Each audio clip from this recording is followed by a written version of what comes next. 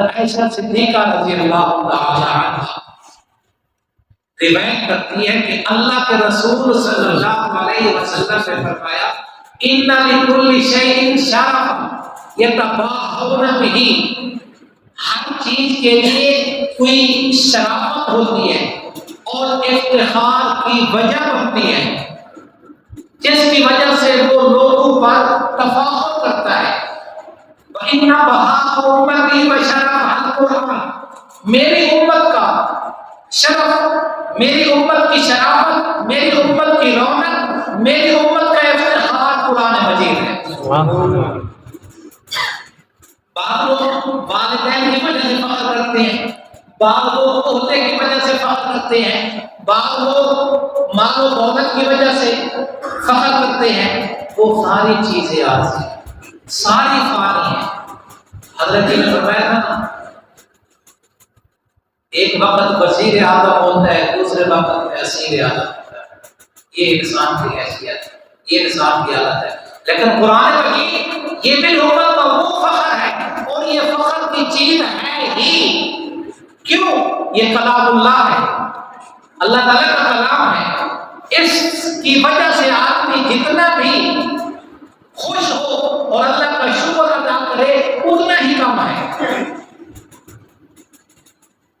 اور دنیا کے نام کی کوئی کتاب ہو، ایک دفعہ پڑھو، دو دفعہ پڑھو، آپ کے دوست کا پیسے آیا ہے، خط آیا ہے، اس کو ایک دفعہ پڑھو، دو دفعہ پڑھو، 10 دفعہ پڑھو، پیارے سے پیارا رشتہ کیوں نہیں، بہت زیادہ محبت کیوں نہیں، ایک دفعہ، دو دفعہ، 10 دفعہ پڑھیں گے پھر اٹھتا آ جائے۔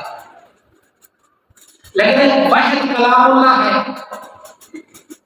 جس کو جتنا پڑھا جاتا ہے آدمی اتنا نہیں ہے، ثقافت کی وجہ سے تھک سکتا ہے کسی عادت کے پیش کے نظر، وگرنہ قرآن مجید جتنا پڑھتا جائے، جتنا سیکھتا چلا جائے، جتنا سمجھتا چلا جائے اتنی تھوڑا ہے۔ تو قرآن مجید کے بارے میں رسول اللہ صلی اللہ علیہ وسلم نے ایک اور ارشاد فرمایا، میری امت کا جو شرافت ہے نا، جو مقام ہے، وہ قرآن مجید کا حفظ کرنا ہے، قرآن مجید کا سیکھنا ہے۔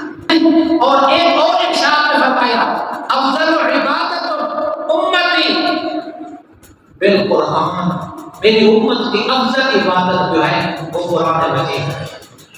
تو قرآن مجید ہے، قرآن مجید دلوں کے روگوں کا علاج ہے، روحانی جسمانی بیماریوں کے لیے شفا کا ذریعہ ہے، اللہ کے قرب کا ذریعہ ہے، اور اللہ کا کلام ہے، اللہ کی صفت ہے۔ اللہ تبارک و تعالی ہمیں سیکھ کر، سمجھ کر، عمل کرنے کی اور آگے دوسروں تک پہنچانے کی توفیق عطا فرمائے۔